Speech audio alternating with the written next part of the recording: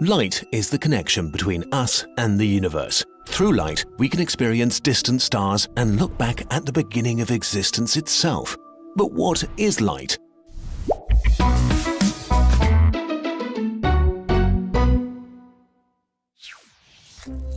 In a nutshell, light is the smallest quantity of energy that can be transported, a photon, an elementary particle without a real size that can't be split, only created or destroyed. Light also has a wave-particle duality, being kind of a particle and a wave at the same time, although this is a lie.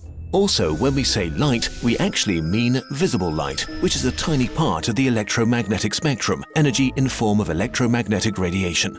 Electromagnetic radiation consists of an enormous range of wavelengths and frequencies. Gamma rays have the smallest wavelengths because they're the highest energy photons, but most gamma rays are just under 10 picometers, which is still way smaller than a hydrogen atom. For reference, a hydrogen atom compared to a cent is about as big as a cent compared to the moon. Visible light is in the middle of the spectrum, in the range of about 400 nanometers to 700 nanometers, about the size of bacteria. On the other end of the spectrum, radio waves can be up to 100 kilometers in diameter, while the biggest wavelengths we know exist can span from 10,000 kilometers to a baffling 100,000 kilometers, way larger than Earth. From a physics standpoint, all these different waves are the same. They all have the wave-particle duality and travel at c, the speed of light, just at different frequencies. So what makes visible light special then? Well, absolutely nothing. We just happen to have evolved eyes that are good at registering exactly this part of the electromagnetic spectrum. This is not a complete coincidence, though. Visible light is the only set of electromagnetic radiation that propagates well in water, which happens to be where most eyes first evolved millions of years ago. That was a smart move because light not only interacts with matter, it's also altered by it and can be used to gather information about the world around us with almost no delay, which is arguably really helpful for survival. Okay, where does light come from?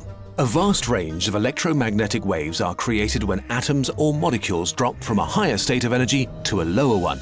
They lose energy and emit it in the form of radiation. At the microscopic level, visible light is created when an electron within an atom, that is, in an excited state, drops to a lower energy state and loses this excess energy. The same way incoming light can elevate an electron to a higher state of energy by being absorbed by it. Macroscopically, the moving charge of the electron creates an oscillating magnet field, which creates an oscillating electric field perpendicular to it. These two fields move themselves through space, transferring energy from one place to another, carrying information about its place of creation with it. Why, of all the things in the universe, is light the fastest thing there is? Let's change the question. What is the fastest way to travel through space in the universe? It's c, exactly 299,792,458 meters per second in a vacuum, 1 billion kilometers per hour. Electromagnetic radiation just happens to move this fast. Any particle that has no mass travels at c, without acceleration or any in between.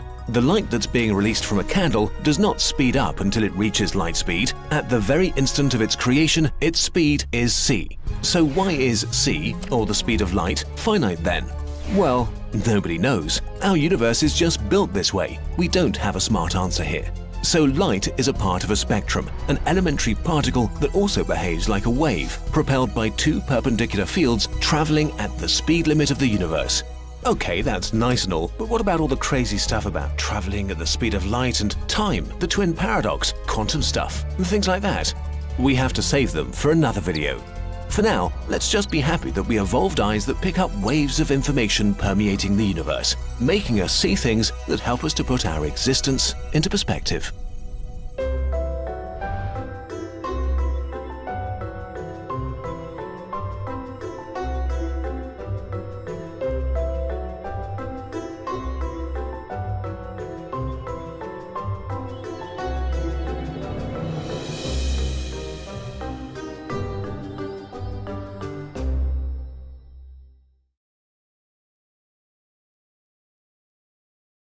For most of our history, human technology consisted of our brains, fire, and sharp sticks.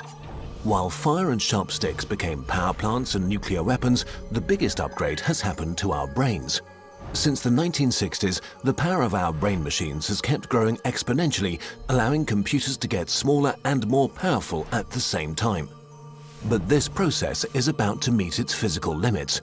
Computer parts are approaching the size of an atom. To understand why this is a problem, we have to clear up some basics.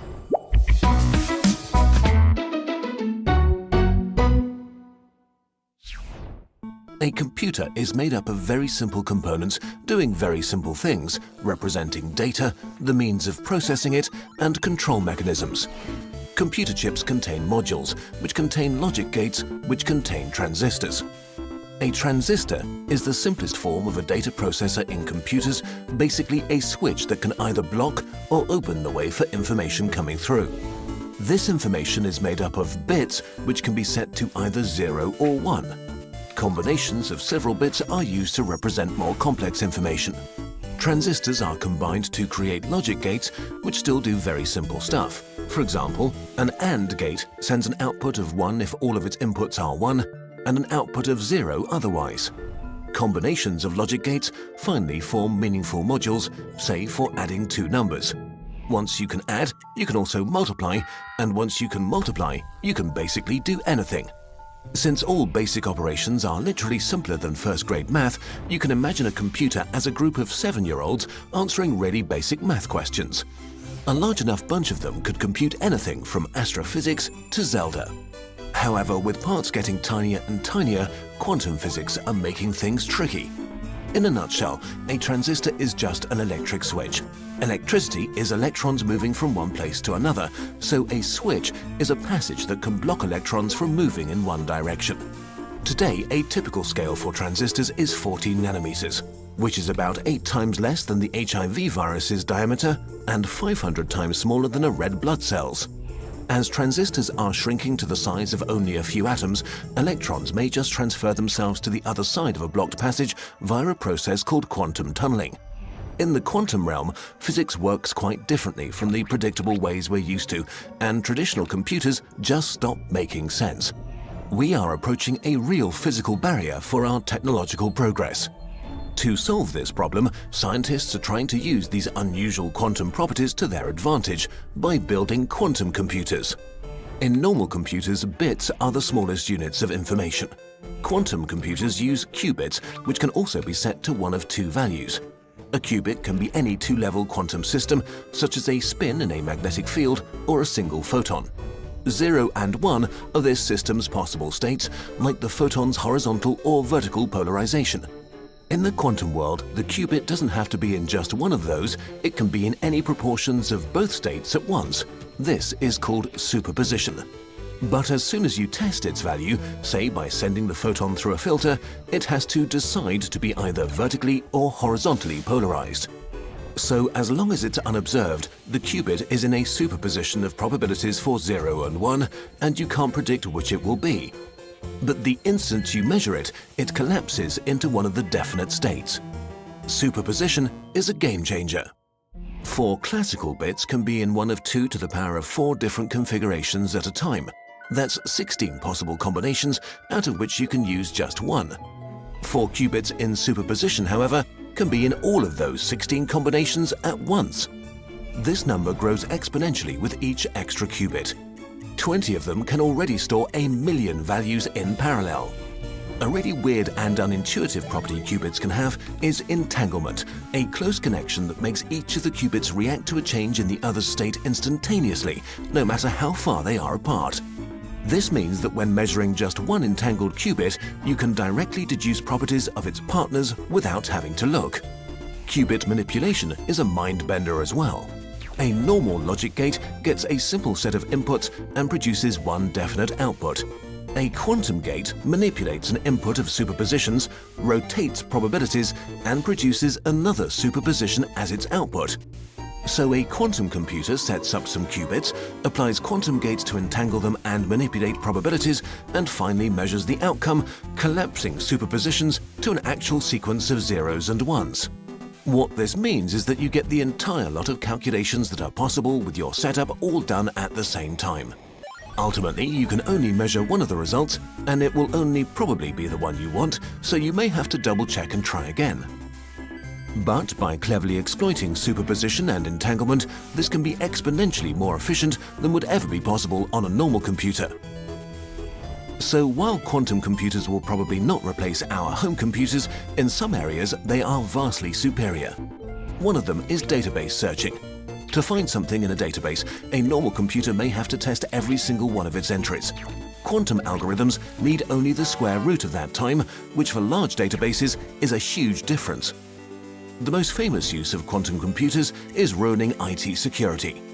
Right now, your browsing, email and banking data is being kept secure by an encryption system in which you give everyone a public key to encode messages only you can decode. The problem is that this public key can actually be used to calculate your secret private key. Luckily, doing the necessary math on any normal computer would literally take years of trial and error. But a quantum computer with exponential speedup could do it in a breeze. Another really exciting new use is simulations. Simulations of the quantum world are very intense on resources, and even for bigger structures such as molecules, they often lack accuracy. So why not simulate quantum physics with actual quantum physics? Quantum simulations could provide new insights on proteins that might revolutionize medicine. Right now, we don't know if quantum computers will be just a very specialized tool or a big revolution for humanity. We have no idea where the limits of technology are, and there's only one way to find out. This video is supported by the Australian Academy of Science, which promotes and supports excellence in science. Learn more about this topic and others like it at nova.org.au. It was a blast to work with them, so go check out their site. Our videos are also made possible by your support on patreon.com. If you want to support us and become part of the Kurzgesagt Bird Army, check out our Patreon page.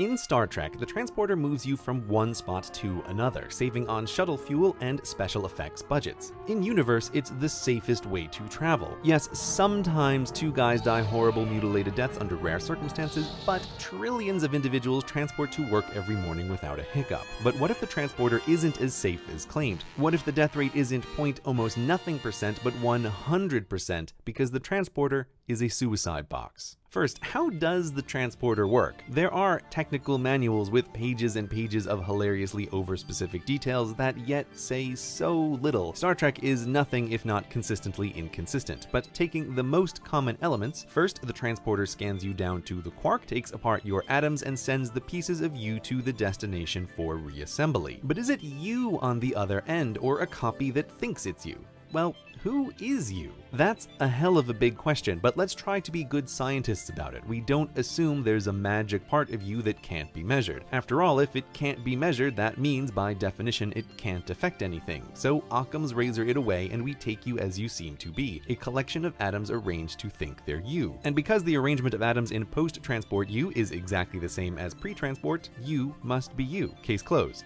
But you might still have this nagging feeling that your experience of stepping into the transporter will be a funny sound, a bright light, then nothingness eternal, while down on the planet a brand new life, complete with all your memories up to the moment before your death, popped into existence and assumed it's you. How could it otherwise? It lives a life as short as the mission, and a new creature with the memories of you both makes it back to the ship. If true, multiply this by all the life forms in all the ships in all the star systems, and this transport technology is a silent holocaust, which makes an average episode of Trek rather grim watching, and it's a small mercy when a crew member takes the turbo lift rather than site-to-site transport. But again, the measurements check out, so perhaps we're being paranoid and we're already late for our holiday on Risa, so just step inside already. But atom reassembly is the optimistic version and can't be how the transporter really works, because sometimes accidents combine two crew into one or split one into two. There aren't enough atoms in you to make a second you, so the transporter has to be turning atoms into energy and energy into atoms. You are destroyed destroyed, used to charge a battery, then recreated anew. This really seems like death, but the philosophy majors in the room are dying to bring up the ship of Theseus now, so fine. You take this ship on an adventure. As parts get worn, you replace each until eventually no piece is original. When you return, is the ship of Theseus still the same ship of Theseus you left on? Seems so, and this is what your body does daily via eating, bringing in new atoms, and excreting, losing atoms. Compare to the Cutty Sark, a colonial tea ship burned down and restored with new parts. Is it still the same Cutty Sark? The result is the same, all new parts, only the time it took is different. If you're happy ship of Theseusing through life, as you already do, then getting Cutty Sarked by transport shouldn't matter, right? However, step into a working transporter with a broken disassembler and death is revealed. Pre-transport and post-transport you can disagree on who is you, and when Scotty tells pre-transport you, sorry, the disassembler's broken, give us a minute to fix it, you aren't going to wait around. That a copy of you made it to the destination is no consolation. The transporter has to be a suicide box. Okay, so why worry about the metaphysical implications of fictional technology? Because the transporter points us to the problem of consciousness. We were quick to cut out the idea of the unmeasurable before because everything we can measure about the copy is identical, but there is something unmeasurably different. The transporter forces confrontation with the possibility that there's something about being a conscious creature that isn't measurable from the outside. Did we not contain conscious brains ourselves, how would we know that other brains are conscious? Truth be told, you can really only know that you are conscious, and it seems polite to give other people the benefit of the doubt. But were a computer to claim that it was conscious, how would you know? Your continuous stream of consciousness is your life, and you are the only one who can experience it, who can know if it exists and if it is continuous. And transporters are scary because they cause breaks in that consciousness, making a copy that lives the life that you have left with no one the wiser, with no one able to be wiser. And while transporters aren't real, breaks in consciousness are. If you go for surgery, when they put you under, you can't be sure if it's you that woke up. For that matter, your bed might be a suicide machine. Every night's slip into unconsciousness, the warm embrace of the Reaper. And every morning, the first and only day of a new creature's conscious life. It's impossible to know. Sleep well tonight.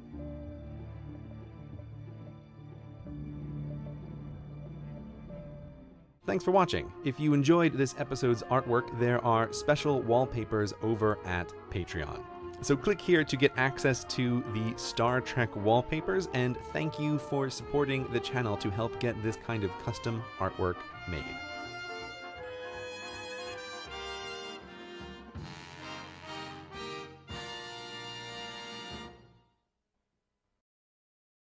Still here? You can't stay awake forever.